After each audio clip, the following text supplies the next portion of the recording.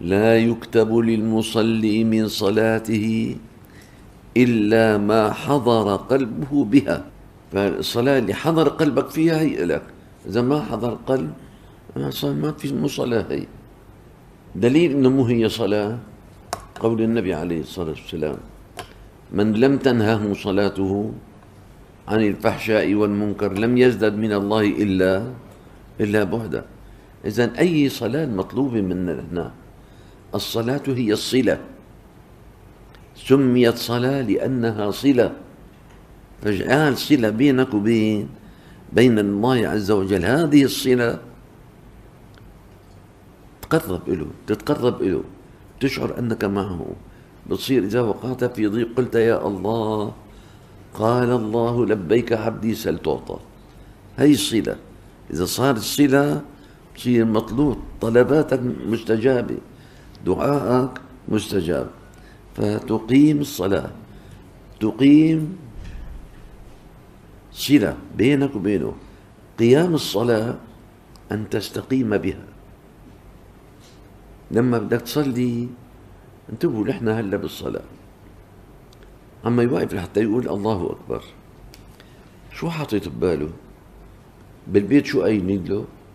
بدك تجيب لنا خبز، بدك تجيب لنا تفاح، بدك تجيب لنا بصل. بده يكبر، جاي لباله البيت، جاي لباله المحل، واحدين بدهم يجوا يشتروا من عنده، جاي لباله وعود، كلهم جايين لباله بده يكبر. فبنقول لك ارفع يديك حتى تجعل الدنيا كلها وراء ظهرك. ارمي الدنيا، الله أكبر، من الدنيا ومن الأهل ومن الحياة ومن كل، الله أكبر. فإذا كان الله أكبر، إذا ما بقى في شيء له وجود. الدنيا كلها ما بقى وجود، الدنيا كلها لا تساوي عند الله جناح بعوضة. وين انت شايفها كبيرة وشايفها ما بتطلع جناح بعوضة. ارمي وراك الله، الله أكبر. هي الصلاة اللي بيدوق فيها حلاوة المناجاة. الإنسان بيناجي الله، إياك إياك. هي كاف إيش اسمها؟ كاف الخطاب. أما تخاطب حاضر ولا غايب؟ سأل نفسك لما عم تقول إياك، عم تخاطب حاضر ولا غائب؟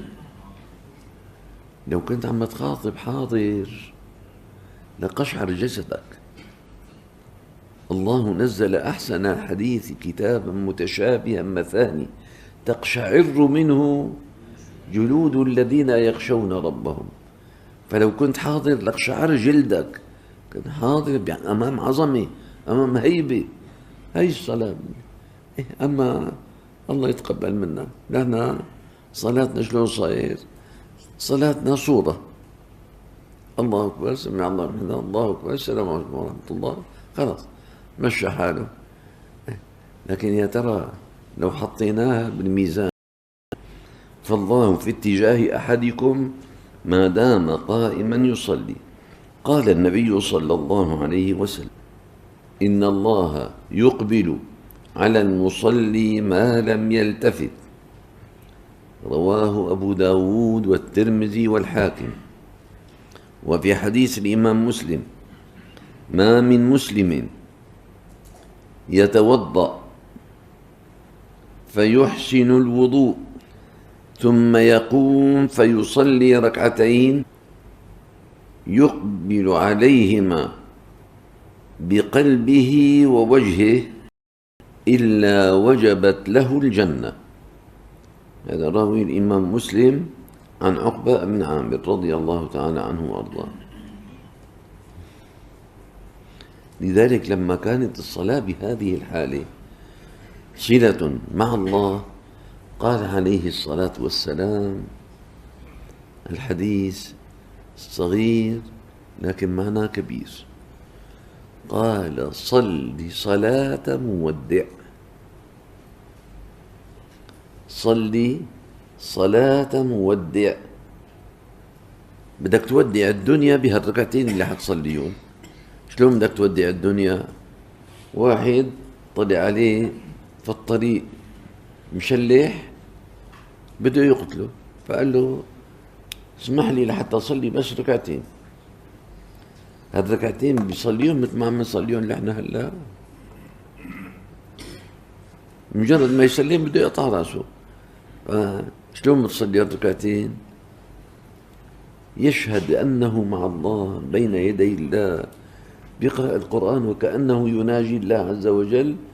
فهذه الصلاة صلي صلاة مودع، لأنها آخر صلاة رح تصليها. فهذا المراد أن تكون في صلاتك مع الله سبحانه وتعالى.